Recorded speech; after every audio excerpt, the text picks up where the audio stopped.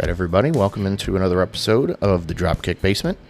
I keep saying one of, but it's your favorite pro wrestling history podcast where we break down the long storied history and put our spin on it of the world of professional wrestling. Mike Madden, I'm your host on my side of things, and I've got my tag team partner, Tom Schultz, on the other side. Tommy, how are you doing? Mike, it came crashing down and it hurts inside. So this is, thanks for reminding us of what our topic is going to be today. We're a little late to the party. We wanted everybody else to get their Hulk Hogan tributes out, and even this episode was going to be recorded and released on the anniversary of his birthday. We hit some technical snares, so now we're raring to go, and we're going to do a Hogan-centric episode. But we didn't want to be like everybody was doing a Hogan episode, right? Like the world sort of like focused a lot of attention, good, bad, or in the middle over the last I guess like 3 weeks now since our friend Terry Jean has passed on. But to put our own spin on it, we decided to just sort of like think about it and just say, all right, well,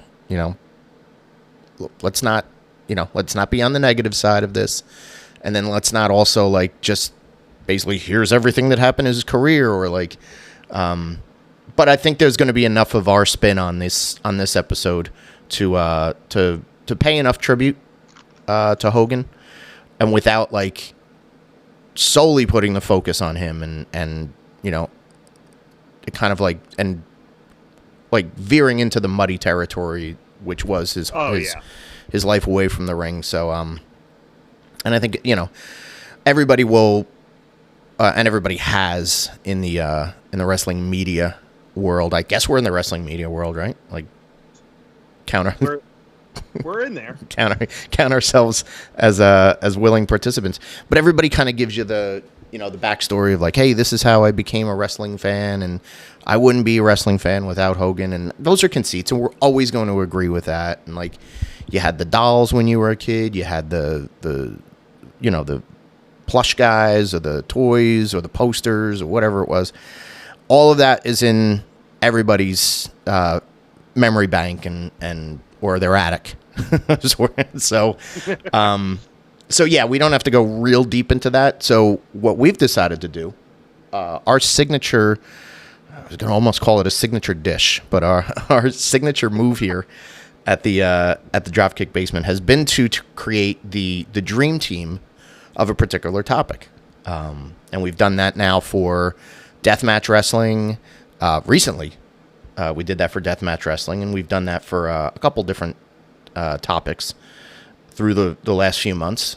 So we are going to take this, basically we're going to take Hulk Hogan's Rogues Gallery of his best and most prolific opponents, high-profile opponents, and we're going to put them into the Dream Teaminator, and we're going to come up with the 12 guys that are on our Hulk Hogan Rogues Gallery Dream Team, with 5 of those being the highest level, the starters on this team. And I think we'll be able to cover a lot of topics and feel good about our technically late tribute to our friend Terry Jean. Does that make sense to you, Tom? Oh, it makes sense. And what some would say the best part of any Hulk Hogan match, his opponent. Well, I mean, the entrance music is pretty great, but yes, the opponent is what makes him. He stood out. He was the one who was selling the tickets. But it takes two to tango. You got to have a good opponent. You got to have and somebody. These guys are most of the guys that made the most money with Hogan through the years. So let's get into it. Let's get after it. We will start on the bench. First guy on the bench. We're going to start with The Rock. And he was a more recent opponent, WrestleMania 18. Yeah. out of the Toronto Sky Dome, and then again the year later at a No Way Out, No Way Out, which was the pay-per-view before WrestleMania 19. So it was just really 2 matches and then some segments on TV and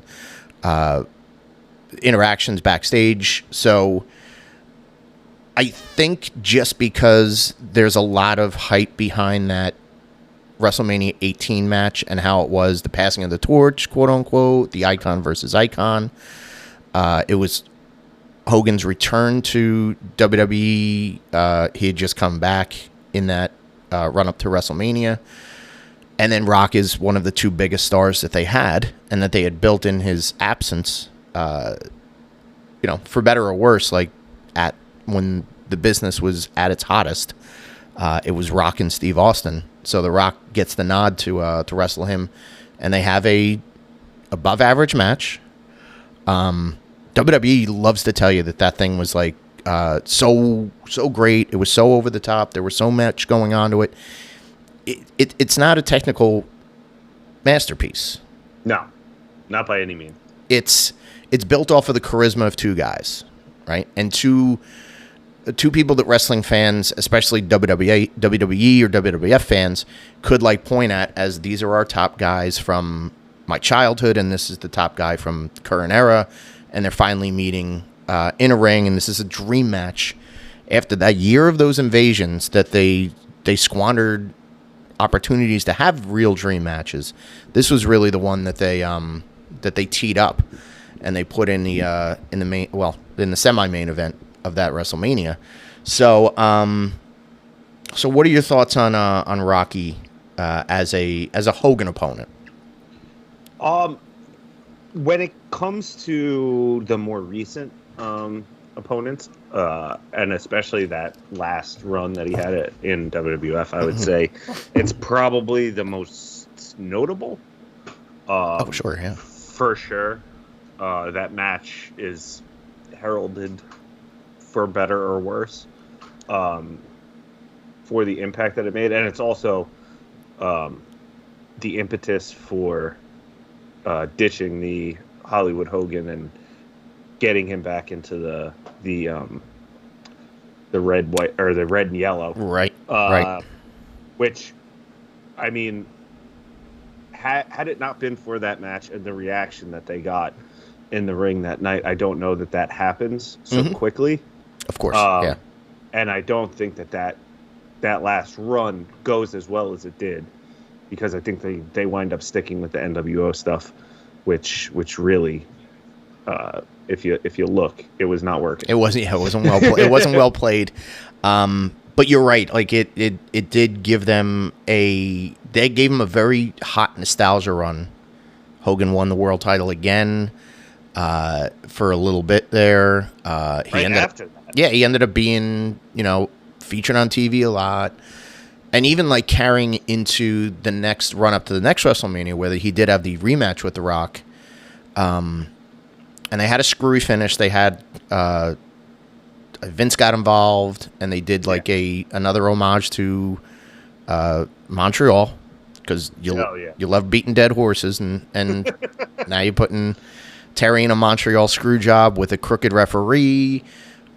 Who was Sylvain Grenier, and and that's basically like Rocky was the conduit to get Hogan ready for Vince at WrestleMania 19 in Seattle. So that's why I think like that works better than some of the other like opponents. Like you could say like he did have that the program with Shawn Michaels at the SummerSlam 2004. Or 2005, whatever year that was, and then the next year with Randy Orton. So you could always say, like, hey, he did have more modern opponents that challenged him and kind of put him in a different mind frame, but I don't think it was elevated to the point that Rock was elevated, because it does have that WrestleMania tie-in. Yeah. And it becomes this thing that they go back to time and time again, that, like, moments happen. They love their moments. So that's why Rocky gets in on the team. And I also think like there are plenty of other big name talents that Hogan had a one-off or like you know, you could go to like Warrior, right? But I don't think that was as successful as this was. True. And I think that this of those short-lived feuds, and you know, maybe 1 or 2 match opponents of a high caliber, Rock is probably number 1 when it comes to that, you know, that short period of time that they were working. Of course, yeah. So he gets in there. The next guy that we will discuss is your favorite wrestler of all time, mentioned here many times on the Dropkick Basement. The Big Boss Man was a good Hogan opponent. Basically he had maybe about 2 months in, and then he was right into a Hogan program away from the title. Right, so this is. It's 87? 88. No. It would be late 88 into 89. They have it was a segment on Brother Love where, you know, Hogan is, you know, talking about like it's great to be back in the WWF and all this other stuff. Big Boss Man ends up handcuffing him to the guardrail and beats the crap out of him with the nightstick. They did big house show numbers, and it was funny. Like if you go on something like Cage Match or like History of WWE, you see the house shows that Hogan and Boss Man were headlining are technically the B shows, because Savage is wrestling like Bad News Brown, or he's wrestling Andre or DiBiase, and then Hogan and Boss Man are their own kind of side program away from the world title. So, I mean, they still did great business, and it kind of solidified, like, hey, Hogan can still be part of this, even if he doesn't have the title, and you can put him in high-profile matches. Then they start to include Akeem with Boss Man, and they're doing tag matches against the Mega Powers, leading up to what would be the heel turn on that Friday night main event. And then again, like even after Hogan wins the belt at WrestleMania 5 from Savage, Boss Man is the first opponent, and they have the blow-off cage match on Saturday night's main event, which is an epic encounter. Yeah.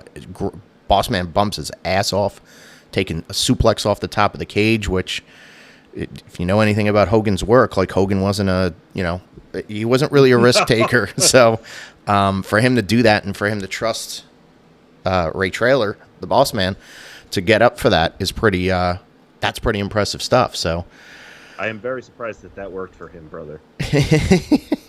Well, it's a spectacle, and that's the thing. It's like there's always like, so you've got a guy like Boss Man who's light on his feet, so it's not like he's slamming Bundy or slamming Andre, because those guys, when they worked with Hogan, especially in the 80s or around that 86, 87 run, Hogan liked to just, here's the spectacle of me picking up a big fat guy and body slamming him, right? It's a signature move in almost all of the Hulk Hogan matches. But I guess you had to do something a little bit different with Boss Man because he had agility, right? So there wasn't a big like, oh, can I get him up spot in those tag team matches or any of the singles matches that they had. It was basically like, you knew he was going to slam him. It was just, where was he going to slam him from or suplex him from, or how fast is the bump that Boss Man is going to take, how fast is he going to recover from it, and all that other stuff. So that's why it's a very interesting dynamic between the two of them as they're having this main event run, and culminating in the cage match and everything. So that's why I think, like, just the physicality of it and the ability to have a big man match that was different from a lot of your other big man matches with Hogan. So that's definitely what put him apart from all the other big men, especially at that time. There weren't outside of even just working with Hogan, there weren't in WWF at that time. There weren't guys of his size that could move the way he moved. That were agile in that way, yeah. And the way that that he and like later on when he's a babyface, you get the fast. He's going fast face. but that's when he's working babyface. When you're doing that as a heel, it poses a different threat than the big thudding monster. Yeah, the clompers, like right? Andre Yeah. or Bundy. Yeah, So yeah. That, I think that's what sets him apart from, especially at that time, from some of those guys. I always liked when he did. It's the and he kept doing the spot until, through his career. But it was basically it's the opponent is set up in like a 619. Throw it across the second rope, and Bossman would do that run, and he would sprint. Like he's not like not a little jog like Brothers hauling ass, and he would do the drop the leg or drop the hip right on the rope, and you would get him like taking almost like a turn bump to get back to his feet on the other side. It was always impressive, and I don't think he did that much when he was Big Bubba in the NWA or UWF beforehand. So that was probably something where they were like, let's use your agility a different way. Because if you've ever seen like any of his work in the NWA, he's a bodyguard for Jim Cornette mostly.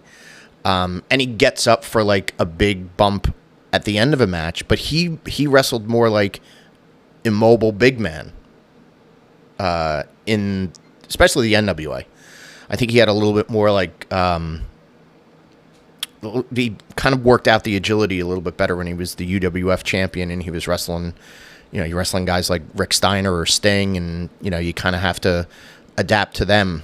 But I think like at some point when he got to WWE, somebody just said, "Hey, you've got this uncanny agility. Let's work with this, and let's put together your matches to showcase how fast." Denny, see, that's the other thing. Like he got Hogan back when he went back to WCW. Dungeon of Doom, Big Bubba. Oh God. Very first Monday Nitro. That's the main event. Yeah. Big Bubba Rogers against Hogan, and they had the same chemistry. Again, I think Bubba had lost all that, or Ray Traylor had lost all that weight by that time, so it's not as impressive, the slams or the suplexes, but it's also it's still like just riding a bicycle between the two of them. So they had a good long history, and he definitely deserves to be on the bench on this particular team. So let's move right along to the next person. Not a long history with Hogan, but a lot of impact and a lot of help for this next wrestler to sort of make a name for themselves and put themselves in a superstar stratosphere. That's Bill Goldberg. Yeah. And they drew a huge rating on Monday Nitro when Goldberg had the undefeated streak, and he's coming in as the United States champion, and he's going up against Hogan in the Georgia Dome. Yeah. Packed house, sold out. Goldberg had been a football player at the University of Georgia. He played for the Atlanta Falcons briefly in the NFL. We did talk about that on our two-sport athlete episode. But he's got this wave of fan momentum, and he's got fan interest, and he's starting to get like the mainstream is talking about something other than Rock and Austin and Mick Foley and Undertaker, and they're starting to look. And obviously they knew the NWO and Hogan and Sting and Flair and those guys, but Goldberg was this rocket ship. And it was the right place at the right time to make the switch and to put the belt on him. And Goldberg, and it's not a great, again, it's another one, we'll probably say this a bunch, it's not a great match. And I don't know, maybe you'll know more than I do, I don't think they had another high-profile match on pay-per-view. They did not. After this. No, so shortly after this match, it may have been the following Sunday, actually. I can't remember exactly the dates, but Goldberg is on the undercard as the world champion. Yeah. Wrestling Kurt Hennig, while Hogan is teaming with Dennis Rodman against DDP and Karl Malone. Right, exactly. So yeah, the Goldberg stuff like happens in the middle of this big like cross promotion multimedia, and that summer they did the Karl Malone tag match. Then they go to and Goldberg's still the champ, and Goldberg was still on the undercard when they got to Road Wild, and they did the match with Jay Leno. Yeah. So this is sort of the summer that Goldberg was supposed to be getting over like crazy, and he eventually did, and like he still had like, he still a lot of like fan interest and momentum and whatnot, but there wasn't a follow up, and they were involved in angles and they did some TV stuff together, but I think Hogan was more or less like phased away from the title picture. Yeah. At that point, yeah, not until like later, early in the next year. And I think they might have done like some tag stuff on Nitro in '99, and maybe a little bit of like early 2000 when they're both, just like middling around in those cards. But those dog days of WCW that people don't like to go back and watch. Yeah. There was probably some interaction there. But this was like, so where we spoke about The Rock earlier, the passing of the torch. Mm-hmm. This was the WCW version. Yeah. Of that. Wasn't long lived, but it was. They did it on such a high profile that it made it seem like the biggest deal. Mm-hmm. Of course, yeah, and it meant a lot for his stature as basically a celebrity outside of pro wrestling. Yes, and he got again, he got a lot of interest. He was on the Tonight Show. He was on cover Sports Illustrated. He was featured in movies within those next couple of years. So without the Hogan rub, technically, or the idea of like him taking the title off of this the incumbent champ that was Hogan, and this kind of old guard that was basically holding it captive, you wouldn't have do I think he still would have been over, or would have taken a little bit of time to keep him hot? Sure, but I think this pushed him up into a level that was rarefied air and unseen for WCW opponents at that point. So that's why old Billy gets in there. So next guy that we have on our team and on our bench, The Undertaker. Yeah. Now, I know that Undertaker has said in the past that he did not like working with Hogan. Can't blame him. And he felt like Hogan sandbagged him a bunch. And it's part of the Hulk Hogan lying highlight reel about his career, where he said that on his reality show, like he said that they're watching footage of Undertaker and Hogan from '91 when Taker won the belt at that Survivor Series. And Hogan's like, oh, yeah, I got spiked on my head on the concrete floor by The Undertaker at Cobo Hall in 1974. And it's like, your memory is shot, dude. My friend, this is not the case. Undertaker was 12 years old at that time. And you were not in wrestling. But still, it's sort of like, I think, much in the same way that we were saying that having the win over Hogan made Goldberg, having the win over Hogan made The Undertaker not just a gimmicky, dead man, fun wrestler with a wild gimmick. It made him a main event dead man wrestler with a gimmick. They had the two matches back to back.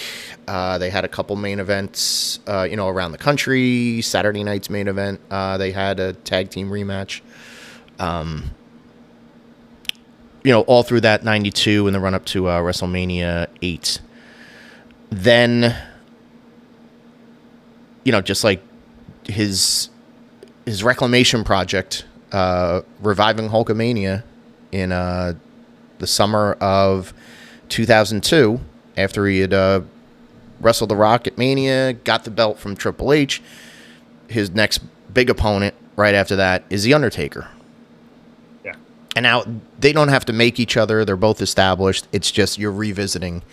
And I think this is the type of thing. Hogan's the valiant babyface. Undertaker is the bitter heel in this sense. Like, you're bringing Hulk Hogan back. Like, this isn't going to be a walk in the park for you. Blah blah blah. So there's heat there. They had the match. The match was really terrible. Horrid. And it's another one where Undertaker in subsequent interviews were like, I'm trying to get him up for like a choke slam and he's not jumping and he's not like... It's the worst choke slam that's ever been done. Yeah. Yeah. And listen, Hogan at that time is like a 43-year-old. He's broken down. His hips are busted from doing a million leg drops and his knees were shot. So all things considered, maybe it wasn't right to book him against, an almost 7 feet tall, hard-hitting powerhouse like The Undertaker.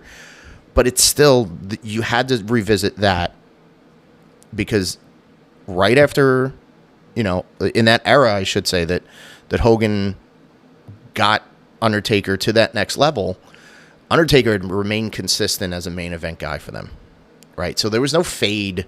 There was no drop-off from The Undertaker. So he's still, like, basically, he's their guy. And here you are, like, on your nostalgia run. You're going to have that match. So... and it's definitely like that's the guy that takes it off him. Yeah. You know what I mean? Like, if you're not gonna do the Austin match, that the Undertaker is the only logical person. True. To then take it off of him. And they didn't have Brock Lesnar ready for it at that time. Not yet. And you look at down the rest of that roster, they're starting to do the brand split, and they're starting to like incorporate more like of that old WCW roster that a lot of the guys aren't over. So it would you would have to keep the title on them longer if you wanted to put it on somebody newer. Exactly. And which that's not going to work. And they trusted that Undertaker, and they had a vision for what they wanted to do with the world title. And their vision was Undertaker's going to have it for this brief spell. And I think he dropped it to Rocky, and then Rocky dropped it to Brock. But, you're going to put the two of them in the ring together. Yep. And they crave the moment, and they forget how awful the in-ring might be. And I think that if you really look at a lot of his opponents, that is what it's about. It's not about the match. Yeah. It's about what happens before and after the bell, not what happens. Yeah. No, not in that 15 minutes that you're, trying to. It's everything outside of the ring. Of course, yeah. That is, and that's what makes a lot of these memorable. Is it's because you remember the moments that happen surrounding them, and you almost forget about the matches because your brain wants you to do that. Exactly. But that's and that's to your point. Like when they had their original program together and the run together, it is that Survivor Series match includes Flair, it includes Jack Tunney, it's got wild. Then they do the Tuesday in Texas, and then that's a kerfluffle, and they held up the title, which eventually got it in the direction that they went with it. But it's still there's so many elements, to your point, there's so many elements that are revolving around that people will remember.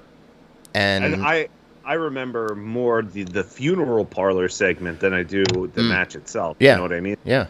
And with the second run, I remember The Undertaker dragging him around the arena by a chain on his motorcycle. Yeah. And not so much that Judgment Day or whatever pay-per-view it was. Right. Match itself. Yeah. It's the memories, the memorable moments that they have surrounding it, because quite frankly, what they were going to do in the ring it's not going to hold up. So the other stuff that's going to be taking place on that show. Yeah, it's not matching the angle for sure. All right, so there's Undertaker. Next guy on this, the Earthquake, who, just like Boss Man, was a Hogan opponent away from the world title. Yeah. Basically almost the same as the Boss Man, where you have this angle, Brother Love show, just as all these big angles would start on that, and he attacks Hogan, sits on his chest, gives him a little teabag ski, Hogan's going to film, which was ironically enough Suburban Commando co-starring one Mean Mark Calloway. Oh. Not co-starring at the top, co-starring down down the IMDb chart. And that puts heat on Earthquake. And we're writing a letter in the lead up to that SummerSlam 90, which I was at attendance for. In the lead up to that, we're supposed to be writing letters. Get Well Hulkster. And Earthquake is doing promos on TV where he's like trashing the little Hulksters and saying, your cards and letters are a waste of time. He's not coming back. Like, I've put him in the ground, blah, blah, blah, all this other stuff. I killed Hulkamania, which a million people say a million different ways. So that's like, that gets you to a rather lackluster main event for SummerSlam 90. It's memorable to me, and it's funny to me because Hogan won by countout. Yeah. And he jumped up in the air like he re-won the world title off of this guy. And it was like, and I think that was because the crowd was kind of like lukewarm to it. And it was more or less, it was like, well, we didn't see leg drops and bodies. I think he did slam him at some point. And that led to him rolling out of the ring. But it's like, well, we didn't get to see the pin. He's still going to pose, and he's still going to do the, the ear cup and all that other stuff. And the crowd was certainly, I think this is going to be a broken record. They're certainly into the entrance and the exit of every Hogan match. But it still got, like, there was still a ton of heat on Earthquake. And I think, like, he's another one that was sort of unique. He was in between what Hogan would wrestle at as far as agility, between like a Boss Man and between like a Bundy, right? Yeah. Much more than Bundy, but not quite as mobile as Boss Man. Exactly. Because Tenta, again, anytime we've talked about Tenta, we do relive that story of him being a sumo wrestler at a very young age, although he looked like he was 48 years old when he was 24. When he was 13. But that was you're expecting, and you're seeing like this large guy like he had a head of steam when he would do those Earthquake splashes, and he dropped a great elbow, and he was, even though it was like he's in character and he's got all of his like, I'm going to make you tremor, and like, it's very big, like, into the shtick. He's still a good stick guy. He's still good on the microphone. He's got Jimmy Hart on the outside to run interference and to heckle Hogan the way. And I think this is, I'm just looking over the rest of our list. This is probably the best pairing. I don't know. Anytime Bobby Heenan had an opponent of Hogan under his tutelage, like, he was great. But this is the best Jimmy opponent for Hogan, for sure. Because Hart really gave into that, like, and it was, again, they had something to stick their teeth into with that angle, and there's no, it's low stakes because it's not for the world title. Yeah, exactly. So this is in a far gone era where you didn't do number one contender matches for the world title. It wasn't like, hey, whoever wins the stipulation of whoever wins this gets the match at WrestleMania, let's say. It was basically like, here's a grudge match, here's a revenge match for Hogan. He's coming back.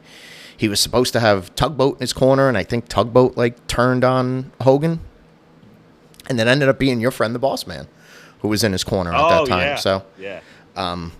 But yeah, I mean, it made sense. It worked.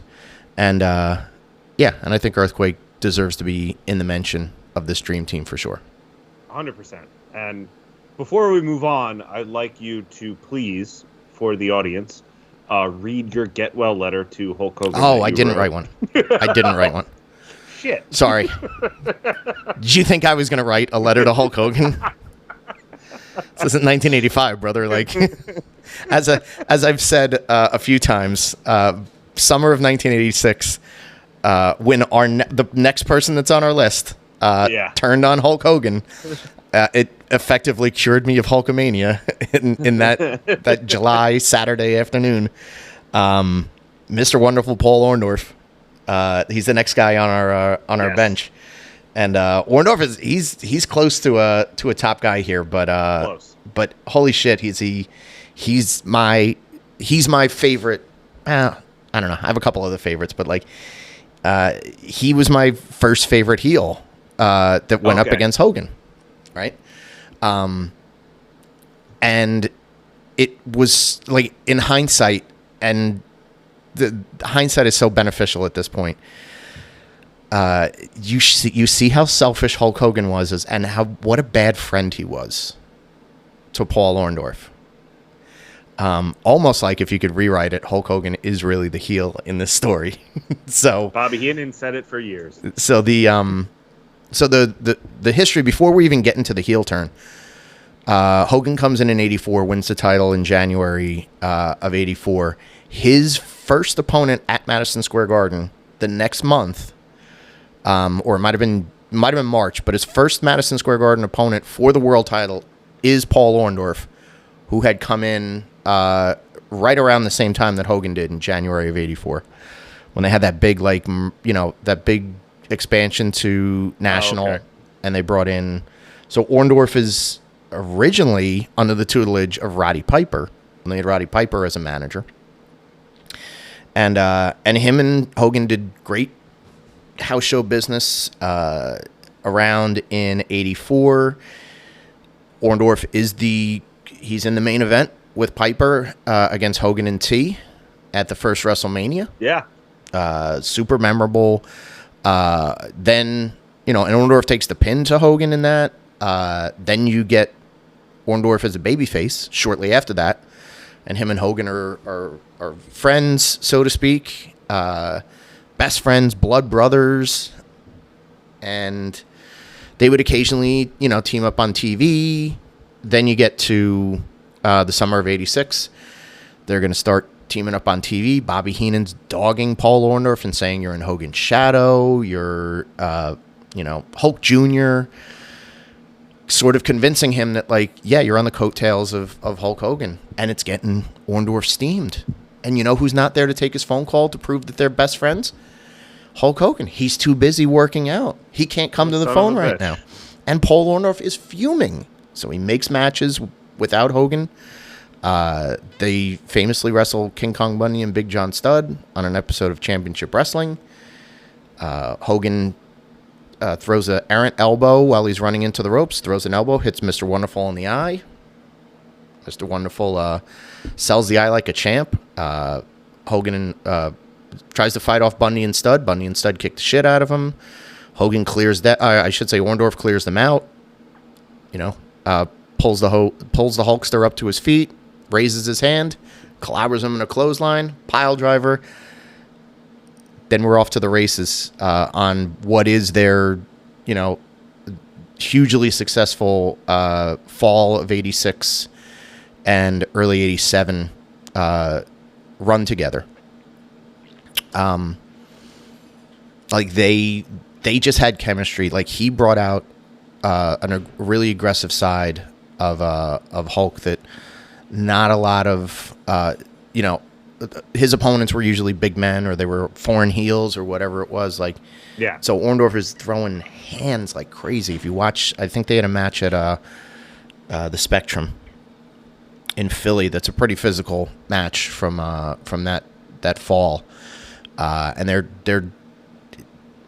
Orndorff laying in clotheslines like you wouldn't believe, and knee drops and a lot of physical stuff. And he put Hogan through the paces, and he certainly established himself as a top guy. And Bobby Heenan was right next to him the whole way, shouting encouragement, making the Hulkamaniacs nervous, so to speak. And then they had the cage match on Saturday Night's Main Event, which they had to restart because they both hit the floor at the same time. And fantastic angle, fantastic TV main event for that time frame. So yeah, I mean, Paul Orndorff is definitely 100%. Yeah, he's a favorite, in a lot of ways from that era for sure. So Mr. Wonderful. love it. Next guy. So we're getting close to our starting five. So this is the last this is our sixth man on the bench. $1 Million Man Ted DiBiase. Oh yeah. So this is, again, it's another one that's tale of two time frames. DiBiase came in the middle part of '87, right? $1 Million Man, one of the greatest gimmicks that they ever put together.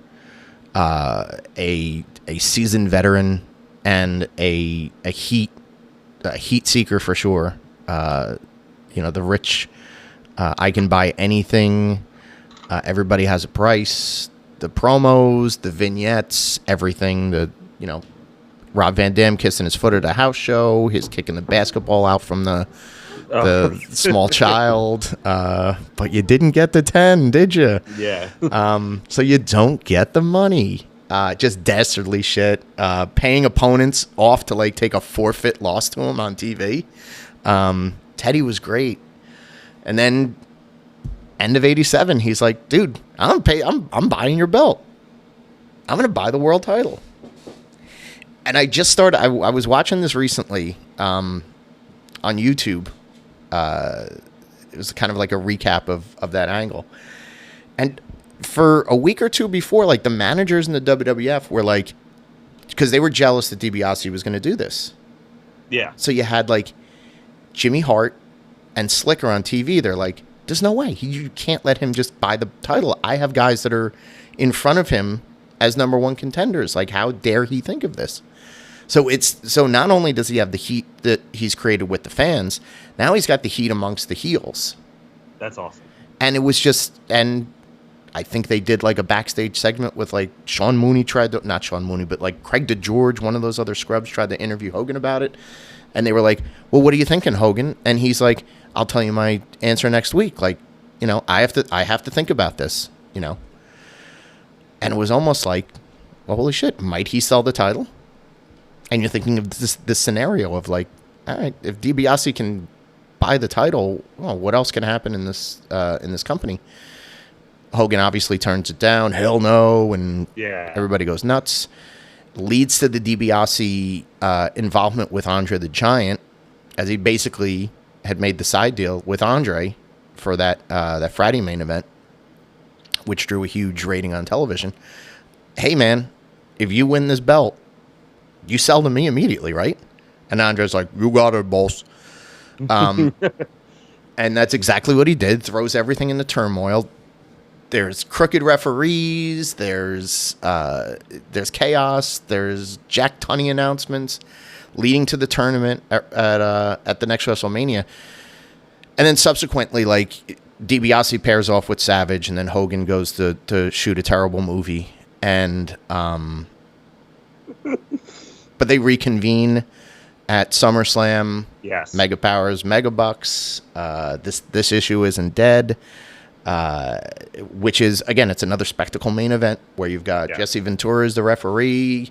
DiBiase's obviously going to pay off Jesse Ventura. Like, it's so that's, but like, just at the core of it, you have DiBiase as a thorn in Hogan's side, because it's not that he can and DiBiase could certainly out wrestle him. Like, in a walk.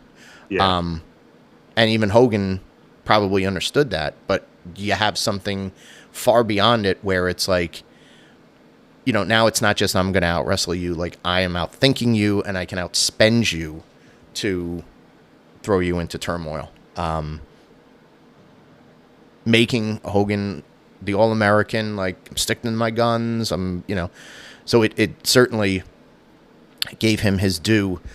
Then they ran it back for the lead up to WrestleMania 9 with DiBiase and IRS, basically taking out Beefcake, who had just come back to wrestling after his face got smashed.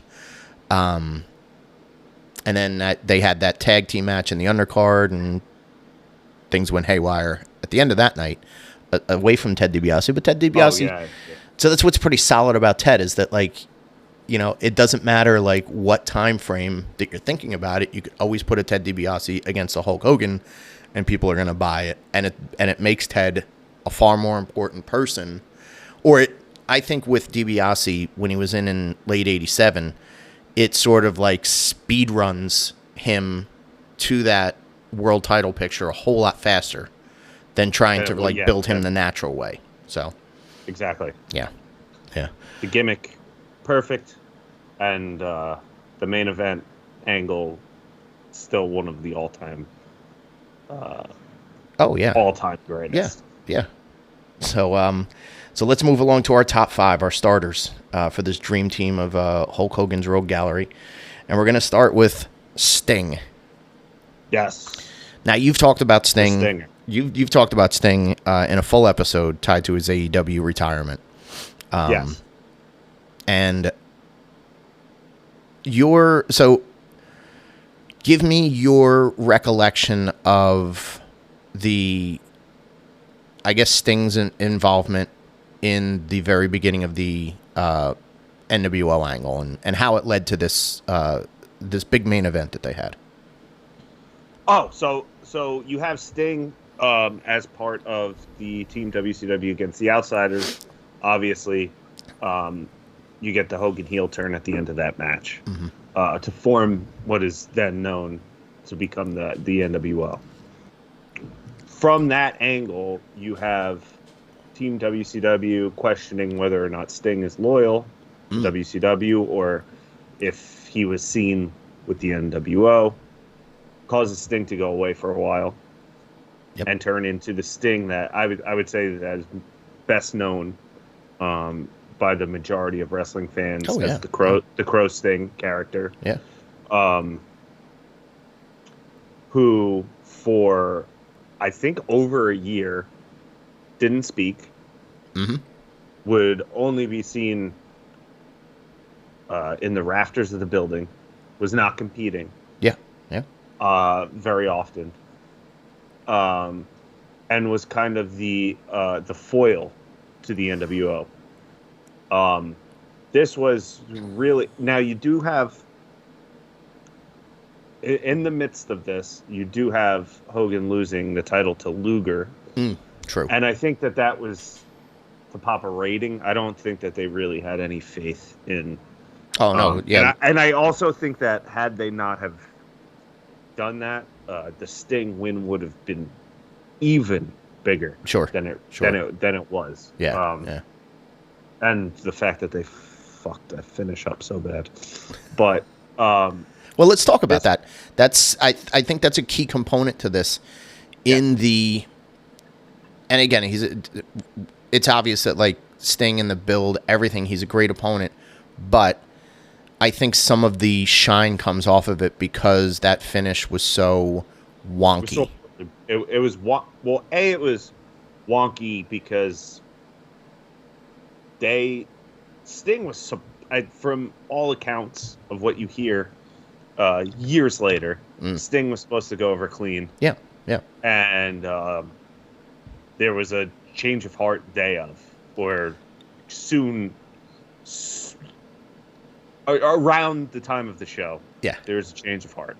That doesn't work for me, brother. Correct. And then you have to have a fuck finish, which they don't execute at all. Yeah. So it does, like, that moment could have been, I think, even bigger than the Goldberg moment, because I do think the Goldberg win on Nitro was like the biggest. That was like the biggest payoff. Okay. To the NWO storyline, and it was supposed to be Sting, but they just it was poorly booked. However, the build, strictly the build, not the match, not the finish, not anything that came after. The build from Bash at the Beach 1996 to Starrcade 1997 is one of the best and probably the most well-told story that WCW had ever done. Oh yeah, and I don't even think it's close. Well, and I don't know that it would work with anyone other than Sting because I don't think that anyone could have portrayed that character. And he's synonymous with WCW for a decade before Hogan got there. And the other guys that were in the match on Team WCW are guys that either came from the WWF, or left WCW to go to the WWF, and then ultimately made their way back. Oh yeah. So he was really the only tried and true. Oh, he's the glue in the whole Team WCW character throughout all of the NWO storyline. I agree with you. Yeah. No, right, and you're right. I think like just like any other opponent, like the story that was told outside of the ring is what makes Sting memorable in that ramp up to the world title match, which was a disaster. Then they still did business a few other times. There was Sting. I mean, a few months later, I think they did. He won it back at Super Brawl or one of, I forget which show it was. Which also like that's another thing that just like kind of like halted the momentum. Is you're gonna do a rematch, and I get it. You want to do the rematch, but the rematch should be to get Stinger over bigger. And they were just like, nope, we want the belt on Hogan because we have this idea, and then that led to Goldberg. But and then in '99 and 2000, they were in each other's orbits. Dying days of WCW. Yeah. Wrestled each other in TNA 10 years after that. Completely forgot. And did goofy antics. And it was just, at that point, it's just two old men that are kind of like, they're just grasping onto a main event spot or a high profile spot. So it isn't necessarily compelling or memorable, other than it gave us Sting in the heel mode where he's got the Joker makeup on, which is laughable. But it's, I think he very much deserves to be in this discussion because that was a big pay-per-view. That Starrcade 97 was a big deal for WCW at the time. They had just gotten Bret Hart, who was hot off of the Montreal screw job, and the less said, the better on that. But Fuck that up too. but that's the thing is like you have the two biggest guys like that had been in each other's orbit in WCW, vying for that title at that Starrcade, the signature event, and you threw it out the window. But it still made for some compelling TV. So kudos to Sting for being on the list. Moving right along, we will now go to the next huge Hogan opponent, a guy that he, again, just like Sting, just did business with everywhere he went, Ric Flair. 91, Flair comes in with the NWA World Heavyweight title belt, real world champion, the easiest feud you could have done in pro wrestling at that time, and what should have been, we have discussed this again, we've talked about this on the podcast. Yes. Is Hogan versus Flair at WrestleMania 8. They probably could have done big business. Vince got cold feet. They worked house shows. They worked angles with each other on television. As we said, like Flair had a hand in Hogan dropping the belt to the Undertaker. Flair wins the title, last eliminating Hogan and Sid Vicious at the Royal Rumble '92. The greatest Royal Rumble of all time. And then they're still building heat with the two of them on TV, on house shows. You got a poster that's out that's showing Hogan versus Flair, and it just makes sense. But they got cold feet. They split them up. That's Flair's first world title in the WWE. And in that lineage, it solidified, like absolutely solidified Flair as like he's worth everything that you spent and all of the machinations behind closed doors to like get him here and keep him here. So it justified. It absolutely justified bringing Ric Flair in at that time. Roles are reversed in WCW in '94. the big hoopla around Hogan signing is directly tied to Ric Flair winning the now unified version of the WCW when they had all those junk belts that were sitting in. God, we do have to do an episode about like 93, 94 WCW because that is boy. They have some great wrestlers on that roster, but the top title situations are like it's like a hand grenade went off in their booking room, and they were like, "We have too many belts. There's an NWA. There's an international. We're renaming this one. This one's the top belt on TV."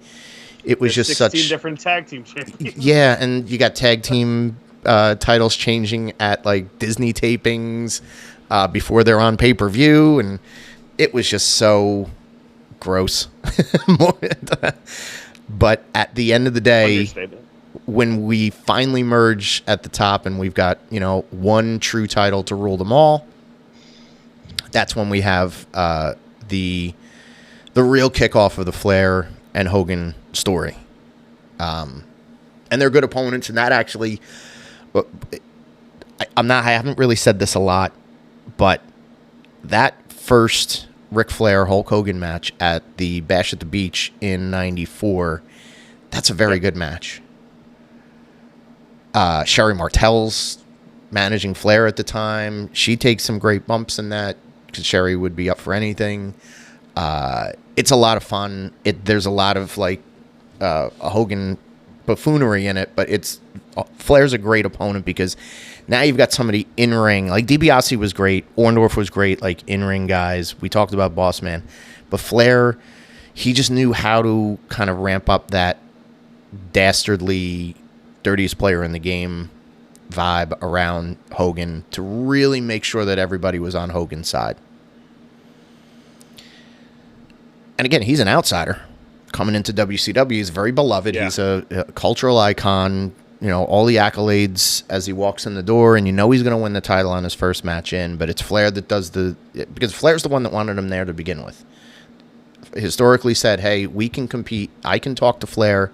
I can talk to Hogan and see if he wants to come in, and we can compete with Vince if we bring Hogan on board. We take the opportunity to bring him in. There's bad blood between Hogan and Vince at that time, so it's absolutely it's a layup to put them in a program together and feud over that title.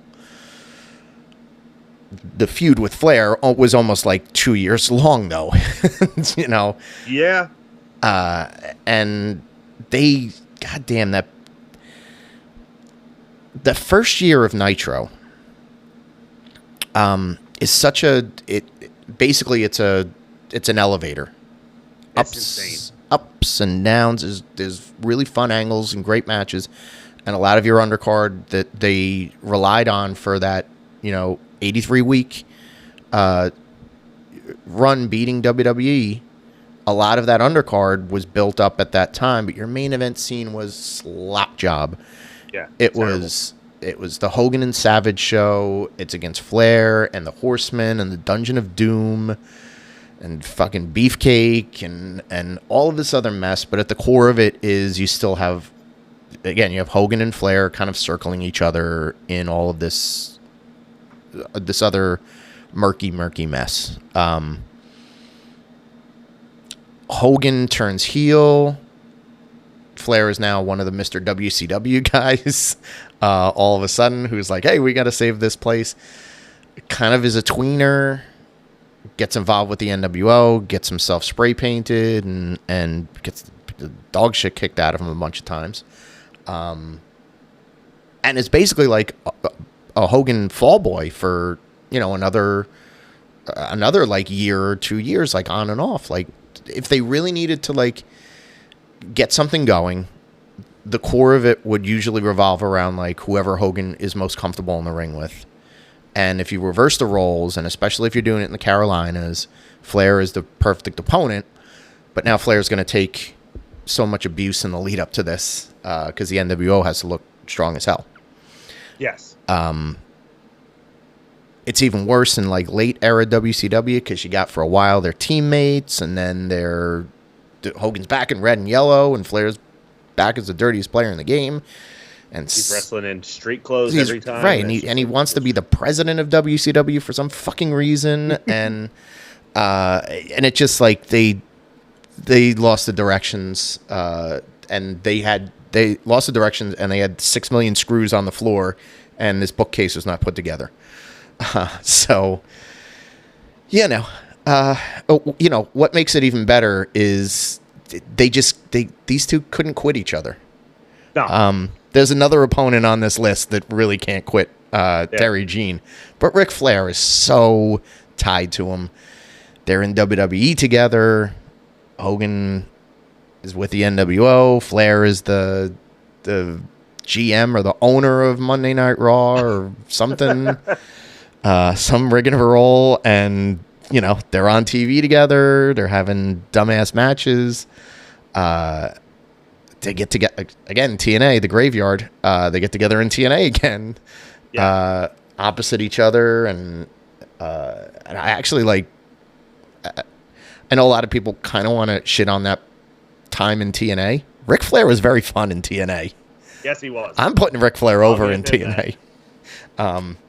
So yeah, he was. They were up to their old tricks. Flair had famously not wanted to retire in that match with Shawn Michaels, but Vince wanted no more Ric Flair in on his shows. Whoopsie daisy. Hey, let's go to Australia, brother, and do a couple matches in Australia. And let's bleed buckets in Australia. Flair has, since Hogan's passed away, like Flair has said, he's one of my greatest opponents. We did so much business together, and he's absolutely right. Like they played off each other very well. So you can't have this list without Ric Flair. He's a great Hogan opponent. Did we need all those matches? Probably not. No, but we could have done without 50% of them, and he still would have made the list. But yeah, I think the longevity that they had together has to put him up as one of the top 5. Of course, yeah. He's a key guy for both their careers are interlinked. So let's keep the top 5 going. Roddy Piper. Oh yeah. I know. Just a man who was in the orbit, but also politically could match Hogan's backstage politics, note for note. Yeah, right.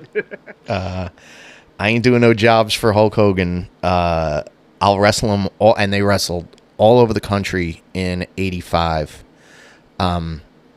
Basically, I think the blueprint for how to build a heel opponent in New York before Hogan got there was get him hot on TV, have them basically say, I'm here to win the world title. Over the next 6 months, he's got angles or matches with Backlund or Bruno, and then that heel cools off, either has another opponent or he goes to another territory, and you're done with him. So it's short stints. 84 is when they just threw the playbook out the window. They were like, if we're going to make this national, we can't just rely on the business we're going to do in our top arenas in the Northeast. We have to think, how can we stretch this and make an opponent over a 12-month period or an 8-month period in a lead up to something bigger and stronger? Piper's in, as we said about Orndorff, basically in that January, Piper's in as a manager. He's doing the Piper's Pits. And really, the behind the scenes story was Piper had that. He had the dog collar match at Starrcade '83 with Valentine that November, and he really had severe inner ear damage from the match and actually some of the angles leading up to it. So he did have to dude's equilibrium was kind of screwed up. So they were like, maybe you should just be a manager for a while, and what else do you want to do? And he said, give me a microphone and 4 weeks, and if this doesn't work, you can fire me. And he created Piper's Pit from there, and didn't interact with Hogan on Piper's Pit until they got closer to War to Settle the Score and the ramp up to that. And I think they had some occasional house show matches that were obviously disqualification or count out finishes, no pinfalls. Because Piper's smart. Piper was smart and said, if you want me to be the main event and you want me to still be a strong heel, I'm not gonna take a dive to a leg drop. I'm solidifying myself here, and I'm not doing it. But then they get to that WrestleMania season. They're involved with the whole kickoff of Rock and Wrestling and the formation of it. And you want to talk about like mainstream media stuff. Piper was all over mainstream media. He's the villain in the cartoon for the Hulk Hogan's Rock and Wrestling. He's doing guest VJ spots on MTV where he's trashing every video that comes on like during the hour that he was on there.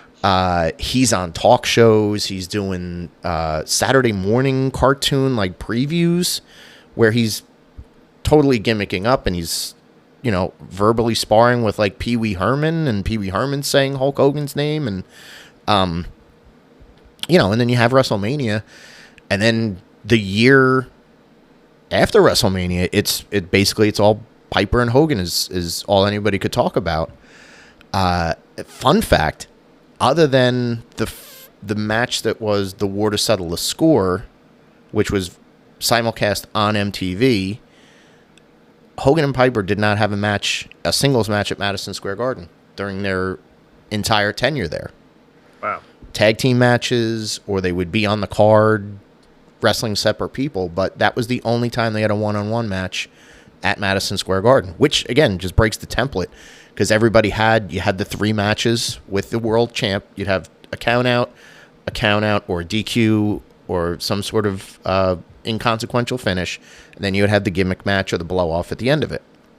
And Piper he was like, no, we're gonna horn this around the country, and we're gonna do different markets. And yeah, I might take a beating from Hogan, but I'm not taking a pin. Yeah. But it built, and Piper was so synonymous with that run. He eventually turns babyface and retires in 87, I should say. Goes away, comes back as a commentator, blah, blah, blah. Occasional tag match with Hogan or occasional segment where they're on TV together, but never opponents again in WWF for that time being. Hogan NWO, heel turn, random episode of Nitro with very little fanfare. Here comes Roddy Piper. Yep. And it's like, I knew you were a fraud to begin with. I knew you were bald. I knew you were, there's no you without me. Like, so there's real, like, you could tell there's real heat, and you could tell that they want to do this in, just like Flair, in the reverse of positions. Now you've got a babyface Piper in a different company going up against the monster heel in Hogan, world champion. They have some of the worst matches. Oh boy. Age in the Cage was the rematch. They had Piper gets a win back over Hogan in a Hogan's a world champion, but it's a non-title match. How do you agree to this as a non-title match? Like, booking logic was scarce. Not all there. But that's a two sides not being able to agree on anything backstage that says, hey, you can get the win, but it's a non-title match. Are you okay with that? Yeah, as long as we get paid on pay-per-view. And they did big numbers on pay-per-view. Like, this is the time where, like, the NWO was red hot, and they could do no wrong. So people are watching on TV. They're waiting for that Piper segment at the end of it, where he's confronting Hogan every week, or he's taking a beating from the NWO every week, just so that the payoff is, hey, at the pay-per-view, we want to see Roddy Piper kick the shit out of Hulk Hogan. And they were traded to a terrible match. And again, when we get Hogan back in WWF, and he's got the match against the second WrestleMania at 19, where he's back. He's got the match with Vince, which is an underrated match, in my opinion, because it's so like bloody, and cameraman is perfect in that one, and Piper comes in with a bat, more harken back to the old days. And then they had a little program on TV. Again, another back and forth, and Hogan is Mr. America, all that schlock. But there's an entanglement with some of these top line opponents that it makes sense to go back to, because you're going to make money all the time with the same people. Yeah. And again, it's just Piper verbally is like, he's the one person I think that gets the upper hand on Hogan more verbally than anybody else has done. Even when he wasn't allowed to call him bald in 84 and 85, he would still figure out ways to rattle Hogan's cage and get the upper hand. So yeah, like, he's a key guy. 100%. He's a key guy. And another one that just, as you said, the timeline had just, they are always tied together. He's always going to pop up. Probably much like the next guy. The next guy, Andre the Giant. There's a lot that can be said about the development of Hogan as a pro wrestler. If you go back to 79, his first money program in, I think it was Pensacola or the Alabama territory. He is Terry the Hulk Boulder, a giant heel, and his opponent is Andre the Giant coming into that territory. And Andre had done this was the time where Vince McMahon Sr. is booking him, but he's booking him out to his partners within the NWA, and the AWA. So everybody was like, paying Vince Sr. an amount of money so they could have Andre. And Andre had a schedule, and he was international. He was the biggest sports attraction in pro wrestling. Never had to have a title. Was just always, if you brought Andre in for your big card in your local territory, you were gonna sell it out and make more money in that one weekend than you did in the past 10 months of your year. So yeah, that's what they were building in the South, and they had an arm wrestling match on TV where Hogan is wearing flip-flops, by the way. Nice. And Andre's wearing cowboy boots. That's not great footwear for an arm wrestling match. I gotta say. But so there it is. There's like the kickoff of this relationship between the two of them. They do cycle that was cycled on TV through every NWA territory. It was showing that Andre was defeatable. Hogan, hit him with something during the arm wrestling and then beat the shit out of him with the chair. He threw the table on him, and you're basically building up Hogan as the big man opponent for Andre. They wrestled the Superdome in 80 or 81 together. They had done a couple things in Japan.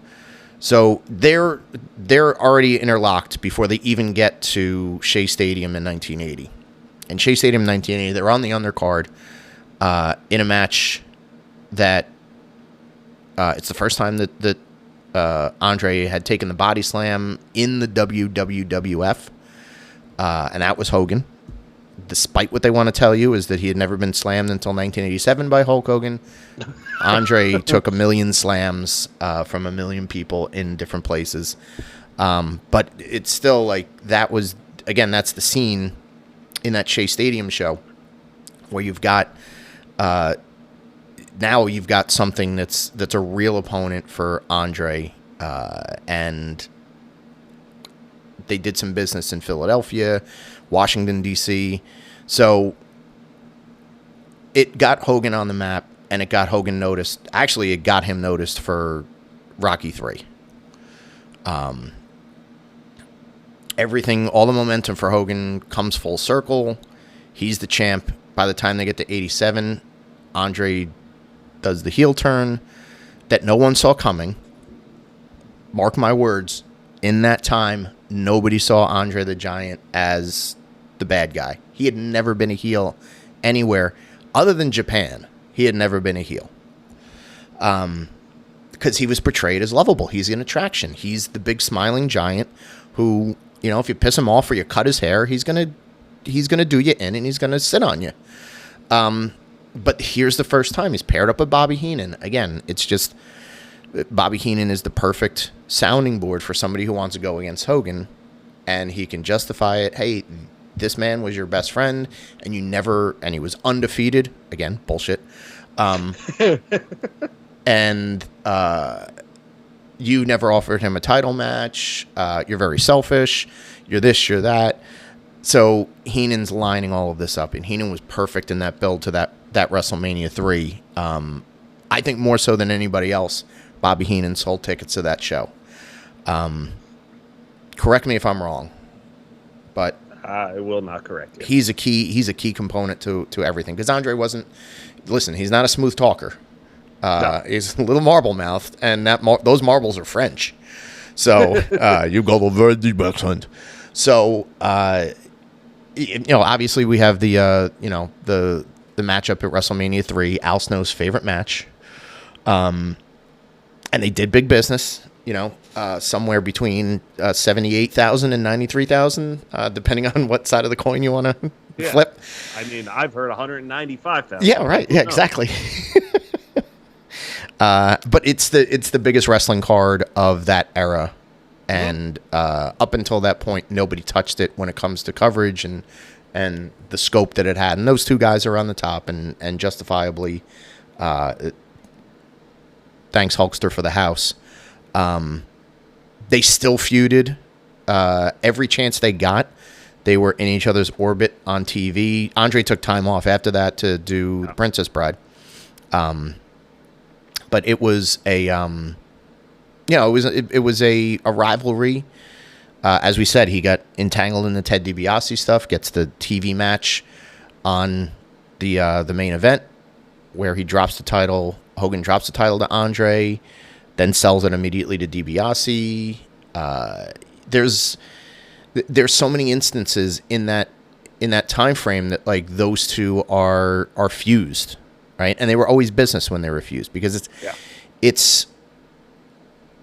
I still think fans were getting like they were getting used to Andre as a heel, and Andre he's the only real threat because of his size to the mythology of Hulkamania.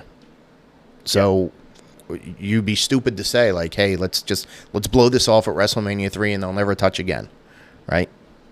This isn't Kamala or Sika, like with a one and done match on TV and then they just slip back to the mid card. This is Andre the fucking Giant. Like he's big news. He's big business. And I think what makes Andre such a significant opponent for Hulk Hogan is that if you spoke to the casual wrestling fan, they would tell you that last 2 minutes that you were just talking about of Andre the Giant as a heel, Hulk Hogan as, the immortal one. And they would still say, oh, that's one of Hulk Hogan's best opponents of all time, without knowing the years of backstory that they had before that WrestleMania 3 match. Yeah, absolutely. So yeah, he's synonymous, and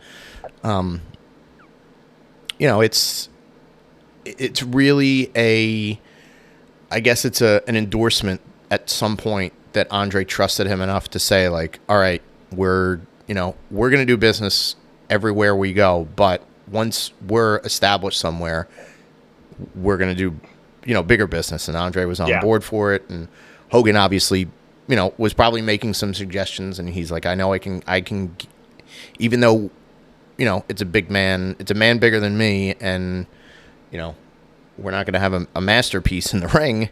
We can still make magic with this. And yeah, it's still in the signature of their show. So if it ain't broke, don't fix it. So, but that gets us to the captain of our team, the top Hogan opponent of all time.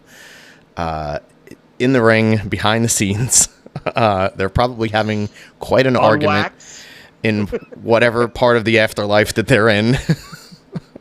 That's Randy Macho Man Savage. It, for me, one of the first things I remember seeing on WWF television when I started watching in 1988 was an angle between Hogan's got a match on television, which is rare. He's on the Championship Wrestling, and he's wrestling against Rusty Brooks, who was Rusty Brooks was a super jobber, fat man jobber. Not very good in the ring, but it's a Hogan match, so it was basically a couple clotheslines, a body slam. I didn't even think he dropped the leg. I think he dropped the elbow to get this one over. But right after the match, like, here comes Elizabeth.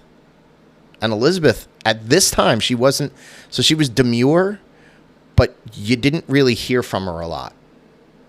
And she came out. She actually, like, kind of cut a promo and said, like, why won't you wrestle the Macho Man? Like, why won't you put your title, like, you're wrestling this guy on television? Like, he's a better opponent. Like, why won't you wrestle him? And then Randy comes out from the back, and they do a pull apart. And Savage is so great. Like, anytime that, like, from the second that he came into WWF that July or that June, he had his sights set on Hogan. He would dog Hogan. I'm better than you. He's got a Hulk Hogan T-shirt on when he's cutting promos on TNT and all this other stuff. So we always had Hogan in his plans. But this is the first time that they're confronting on television. And it was basically just that. There wasn't any follow-up to it. Maybe they had a plan to do that at WrestleMania 2. I'm not really sure. But great business in house shows.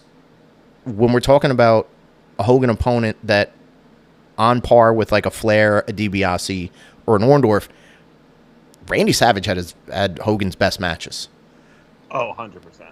No doubt about it. And there's this was the era that they're wrestling each other around the loop, and they're getting their feet underneath them at house shows.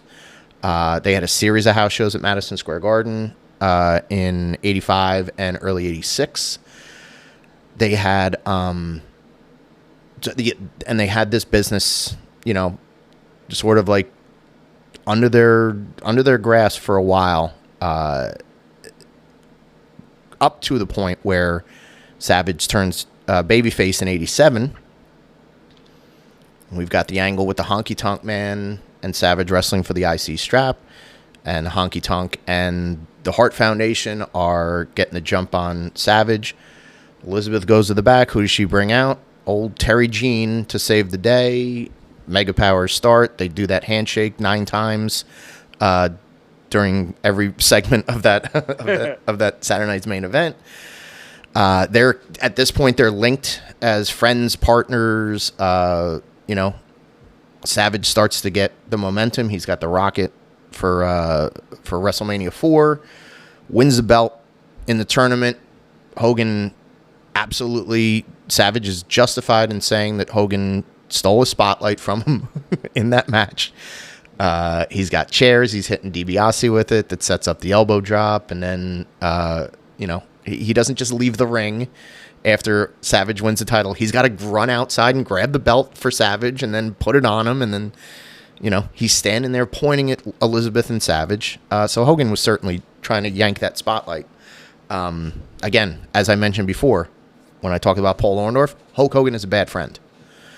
But this is the coronation of Savage at WrestleMania 4 is we're on the on-ramp to the first big business main event, Hogan Savage at WrestleMania 5. Same place, Atlantic City. And as I say, this is the best main event that Hogan had at a WrestleMania.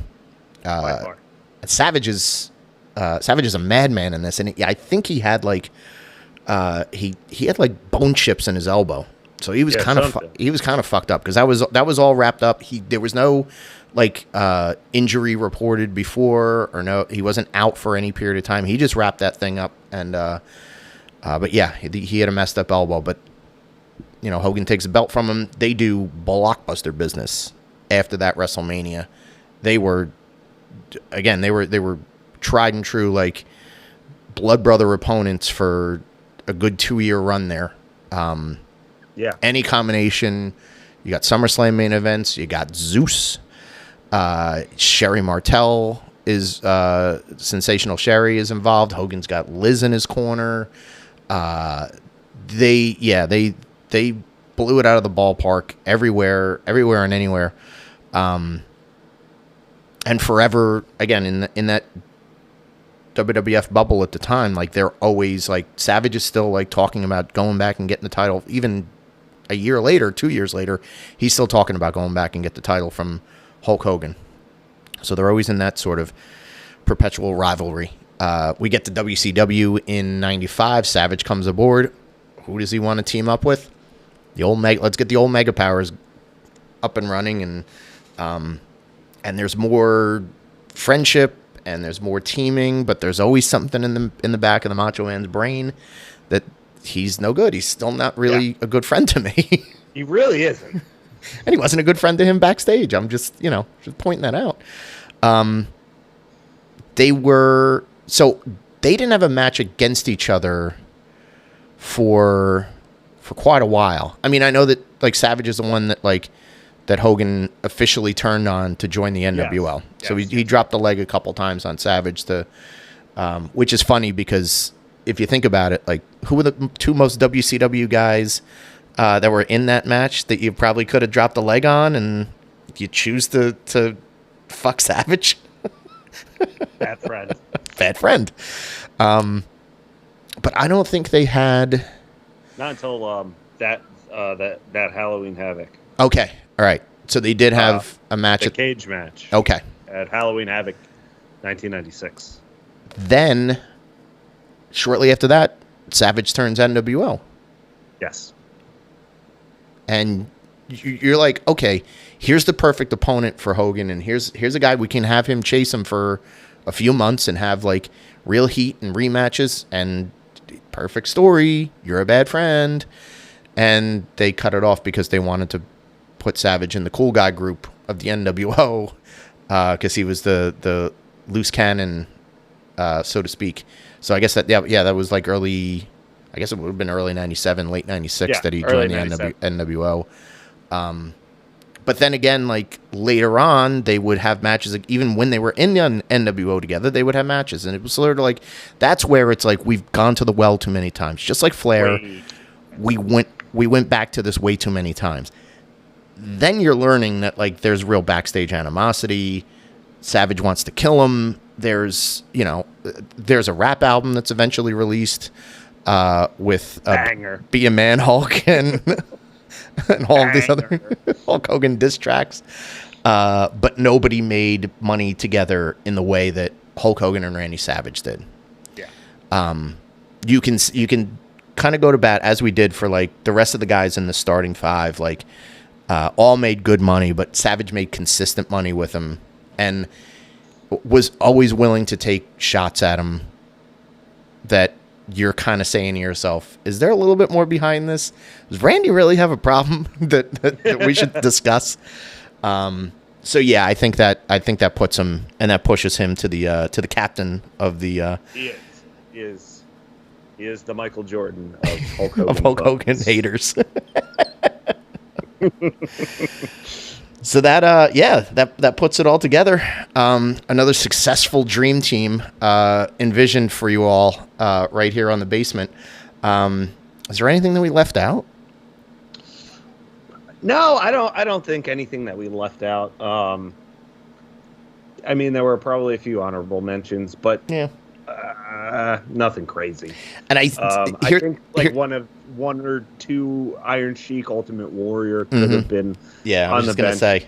I think the starting five is locked and loaded. It leads the way, and I would think that, like, in the comment section, I'm sure somebody's gonna say, "Well, you left out the Ultimate Warrior." Listen, Ultimate Jim was one of the worst Hogan opponents.